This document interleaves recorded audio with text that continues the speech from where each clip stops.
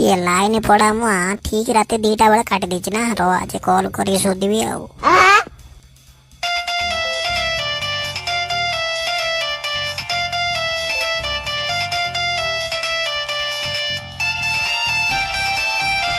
Hello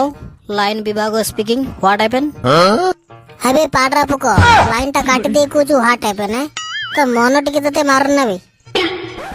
देखंतु जोर पवन हवा जोगु गछरे पत्तर खसी पड़छि सेति 2 घंटा लाइन कटा जाइछि अपेक्षा करंतु आसीबो। अबे पोड़ा मुआ गछर पत्तर खसी पड़छि बे कोन हेला सोड गछर खसी पड़ गछ खसी पड़ तोर कोन हेला हैं ए साला 2 घंटा लाइन काटी देछु एते सोइबे किमति लोक एपटे गरम तापरे गरम रो जो बांफो हे कि मशा गेंगे साला झाळा माळ हे कि मुंड उदा हे गलानी तमर सेपटे गछर रे कोन ना पत्तर खसी पड़छि भार साला लाइन दे नले एथर आसले बिल पई साला बांधी के रखि देबी। देखंतु मु जा भाबुतले 2 घंटा परे लाइन